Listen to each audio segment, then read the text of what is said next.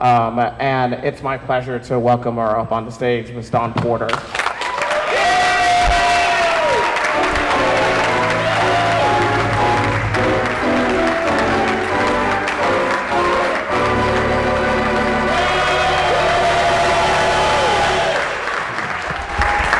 Thank you. I don't know if this is, hello? Thank you all so much for being here, and thank you to my mother for sending that introduction. I really appreciate that. She strikes again. I never heard any movie person have to tell a documentary audience to be quiet, so I am wondering what happens here. But very sincerely, I love Chicago so much. You people are smart, you are funny, you are nice, your pizza is terrible. Oh, oops. I know, I'm sorry, I had to say that. But very sincerely, this film was, it was one of the most difficult to make, mostly because the stakes were so high for the people who are in it. And so I have been traveling around with them since Sundance, and one of the things that they say is when audiences come to see it, and when audiences pay attention and care and are outraged about what happened to them, it literally restores their faith in humanity and in our legal system. And so I can't tell you how much we appreciate you always coming out and supporting our work. So thank you very much, and we will be back here after to talk about the When A Witness Recants. So thank you. Critics Film Festival, and it's my pleasure to welcome back up to the stage the director of When A Witness Recants, Dawn Porter.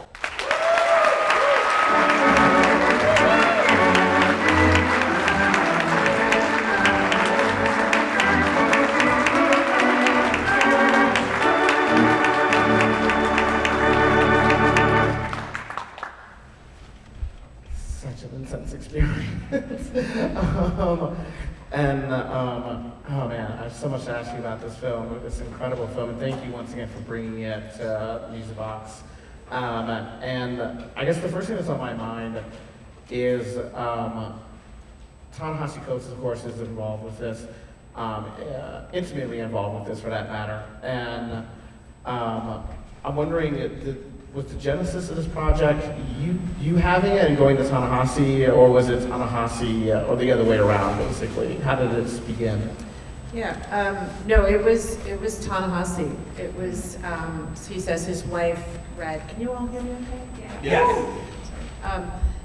His wife read the article in the New Yorker by the marvelous reporter Jennifer Gonerman, and showed it to him, and Ta-Nehisi had been working with HBO, and he brought it to them and said, this is the film I would like to do.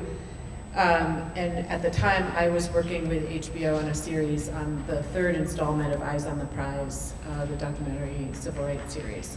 And so then they brought it to me and said, would you like to work with Ta-Nehisi Coates? And the only answer is yes. And so I didn't know anything about the story. And so then we met. He lives part-time in Paris now. And I was just so, I was so interested. I really feel like he's a philosopher. You know, he's more than a political commentator. He's so holistically thoughtful, and he's always trying to understand the roots of our behavior. And that's the way that he approached this, but he also wanted to understand his behavior and the community's behavior. So he wasn't looking for one evil person to point a finger at. And that's what was really interesting to me. So he actually, when I said yes, I wanted to work with them, he said, well, the first thing we should do is we should go meet the guys. And so he set up an in-person meeting with all three of them. He kind of pled his case, and a lot of people had approached them. It is the largest wrongful conviction in terms of years. The three of them together is the largest wrongful conviction in American history. So a lot of people were interested in telling their story, but They just, the one thing they said, are you going to tell the truth? And so we took that as our challenge. And yeah, it's fascinating the way you weave the movie around their perspectives, of course, what happened in Tanahashi, because Tanahashi isn't a witness to the actual event, like he's a witness to the community. And so wondering about like trying to integrate. Thank you. Integrate. His perspective with theirs, at how you like accomplish that in the edit. One thing that's very hard with stories about wrongful convictions where a lot of time passes is to help people remember the passage of time. And so that's why you see the long timelines with the montages of all the things that had happened. Of course, they're not all the things. But I really wanted to try and slow time down a little bit. And it really gets me when Ransom at the very end says, you're talking about you graduated. He's talking about high school. They didn't get to graduate high school. And then college. And you know, when you just think of those details, all the markers of your life that they have missed. So we were always trying to bring in that this is not just harm to the three guys, it's harm to their families, it's also harm to Ron, who was 14-year-olds, Eddie Capers, but it's also, Ta-Nehisi really felt this was the break in the fabric of the community. And so he saw a time where mistrust overtook trust. And then, of course, you know, there's, like I said, we have the eyewitness testimony, but we don't really have any images of what happened. We really don't have any physical like evidence of what happened. And here you chose, you know, a kind of graphic novel aesthetic to reenact much of what happened. I'm wondering how you stumbled on that aesthetic choice for this film.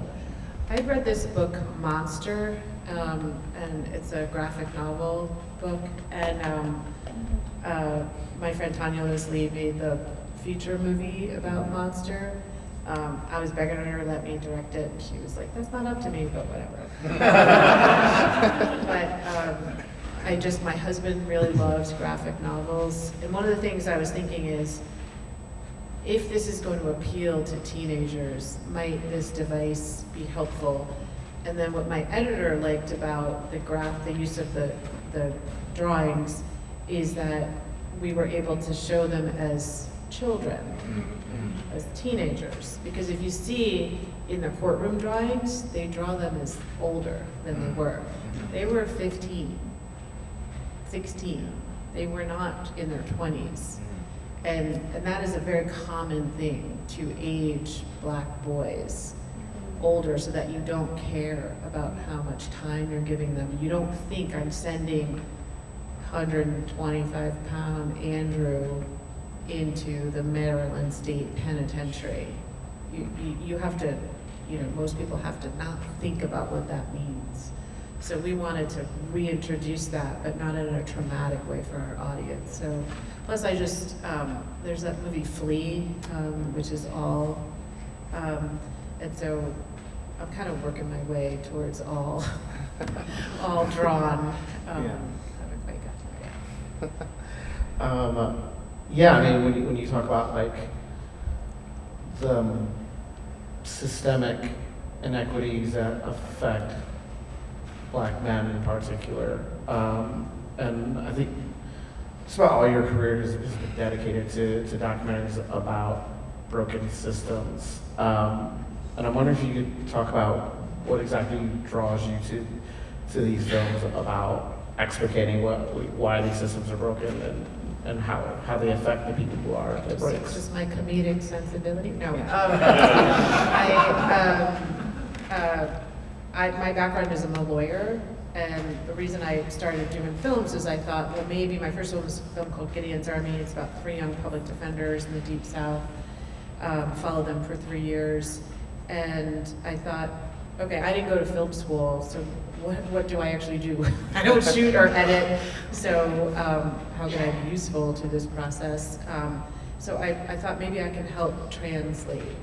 But then I think it's just, I'm always curious about, it is so hard for people to believe. You all have just seen this film, and it's still hard for us all to believe that innocent people are in prison. It's just, it's so unfathomable that it is hard for us to believe. So I'm always trying to figure out, how does this happen? It's not one evil cop. And when we say systemic, that's so sterile. It doesn't mean anything. You have to break that apart and say, well, the police didn't have to do what they did, but then the prosecutors didn't have to do what they did. The judge is black. Judge Bell is a black civil rights honoree in Baltimore, legacy judge. The jurors, some of them are black. So this is not, just, it's not like Mississippi. We are beyond Mississippi. And I think we all have to say, and that's why Ta-Nehisi's voice is so important here. Even though he was a child, he can viscerally remember the fear that, are they shooting people in schools? That's gotta stop. So, just thinking about how do we interrupt our very legitimate fear to say, wait, do we have the right people? So I think I'm trying to help us understand that. Yeah, because I think what you do with this film so well is to show how the systemic interacts with the individual and the community, where you have Ta-Nehisi talking about like the entire community was against these men, people who should have been more empathetic or sympathetic are totally against these men, and how he is, in this film, of course, a representative voice of that community and looking back on it. Yeah, I think the other thing is he and all of the guys remember their childhood with so much joy. And I think that's another thing is if you're not in a community and you're just looking at stereotypes, like Ransom, they were like, we did not know we were poor. Like, we did not feel poor. We had friends, we had bikes, we had toys, we had, family, love. And so the thing that, obviously, the physical incarceration, the mental suffering that they did, but I think part of it for them was, we should not be here. Like, that literally was driving them crazy. And so thinking about what that must be like, like Kafka, right? Like, we're not supposed to be here. So. And then, of course, I have to ask about the last 15 minutes where... What do you mean? No. But when you bring in Ron, right, and I'm just like, was it hard to get him to agree? You think I'm a really mean person? Yeah. No, Ron wanted to reunite, is what he kept saying, with the guys. And so we would do interviews with Ron and do interviews, and I have two wonderful producers who live in DC, so they could get to Baltimore easier. And three of the guys lived in Baltimore, Ron and two of the guys. And so I brought it to the guys, Alfred, Ransom, and Andrew, and said, Ron wants to meet. How do you feel about that? And they were like, yeah, we'll talk to him. Like, he suffered too. They were, I don't think they thought about it that much at first. And then as time went on and we kept getting deeper and deeper into their experiences, and I was like, are you sure? And to tell you the truth, I did not want to do it because I was hearing Ron's version of the world and theirs, and they were not matching. And I was very worried about doing it, and then they were like, nope, we should do it, we're ready. And so I was very, very anxious that day. And the reason we did it in that space is that I felt like they had some power over that space. That was where we had done the interviews. They were comfortable in that space. He was coming into them, not, so I tried everything I could to make them have some power, because they still feel very, vulnerable. And I really thought Ron was just gonna go in and, and he came in and the reason I started and I say I wanna make space is because he came in and just started talking. And just like, whoosh, just started talking. And I think everyone was a little taken aback. So what you see is a fraction of how long that. It was really, really long. And they got up at one point and they were like, we have to leave, we have to take a break. So they left and then they came back. And then while they were out, I forgot this, Andrew reminded me of it. I don't usually do this. I said, Ron, this is your chance to, he had said over and over to us, I feel so bad, I hope they know. I was like, this is your chance to tell them that. And he just couldn't do it. It just when faced with the actual them it's almost like he was like Arrested Development. Like he just was living like that. And you hear Alfred at the end and he says, no growth, man. I see no growth. And then you hear Ron say, I'm in prison here. That was as deep as he really got. And so I think I have a lot of sympathy, empathy for him because he is still tortured. They have therapists, they are moving on. He does not. And I also have to ask, because he brings something with them to the meeting, but we never see it. I know. So what was it? I think, he's a painter. I think he made a painting for them, but we didn't get to the painting. So I don't know. And by then I was like, everybody has to leave here soon. I'm trying to imagine what that painting was. I'm really trying to imagine what it was. But it's fascinating to talk about that Ron, even though Ron wasn't incarcerated, he never really grew, but these three men have kind of, in the decades, have not fully processed it, but tried to come to terms with what happened and what's left of their life to live. And I'm wondering, did you see that kind of growth from them during the filmmaking, and in what ways? When they first met us, I think they didn't really know what to expect. And a lot of times their experience of media was really negative. They felt the media convicted them. And then they felt when they came out of jail, there were all those cameras and people were running after them and it was really bad. So over time, they realized this was I wasn't gonna interrupt them, this was their story, telling it, how they understood it. And I think seeing everything put all together, because they didn't have a trial, they settled. So they never had a chance to confront anybody. It's this was that for them. And I do think there is some, and they say at every screening they go to, they say this is really helping us to make sense of something that it was driving them crazy that it didn't make any sense. So I think that this is helping. Yeah. And with Kincaid, and I hesitate to bring up because he's just such a vile person. But is there no recourse, legal recourse available against them? So Kincaid is not only at the center of their wrongful convictions, but it turns out he's suspected in multiple others. Yeah. So we did not put that in because we couldn't, we didn't have convictions or settlements in those cases, but the rumor is that he also was one of the inspirations for some of the cops in The Wire. So Kincaid is well known in Baltimore. So for this, he has his full pension. He lives in Baltimore. We know where we tried to reach out to him. He didn't want to speak. Judge Bell, I thought, might speak to us. He's in his 80s, and he was emailing with us, and then he just kind of ghosted after a while. I really, really wanted to hear from him. I didn't want to just convict him in absentia. I really wanted to understand, why didn't you unseal those documents? What was happening? So there's some answers we're just not going to have.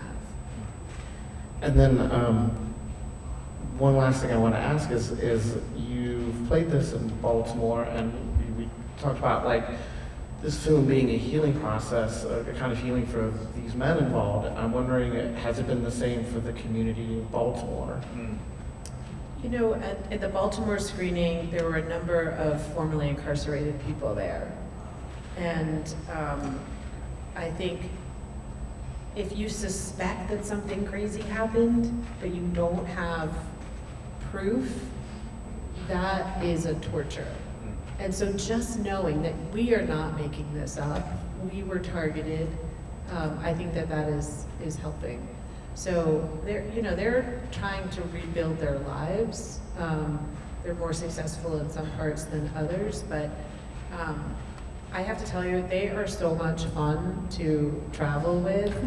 They loved being at Sundance. We were getting our pictures taken at Variety, and Brittany Griner was there with her movie. And Andrew goes up to Brittany Griner, who is like 6'8", and Andrew is 5 foot something small. And he looks at her, and he was starstruck. He was like, as he watched, and he was like, you know, he says to her, "I could dunk you." I have this picture, and she was like, "You?" Like, she's looking like straight down. So there's, you know, they really enjoyed, you know, people coming up to them and talking to them, and but there are some things where they're arrested. You know, they did not go through milestones. I would say something that maybe happened, you know, like in the 90s or something, and they're like, it just, you know, and I was like, I like my jokes to land, so I was like, that one usually kills, but, so, you know, it's never going to be fully, you know, gone, but it is better. I think the biggest thing is that there's like a little opening of trust from their partners, but also like, seriously, from you all, like they're just like, not everybody is bad. Thank you so much for this film.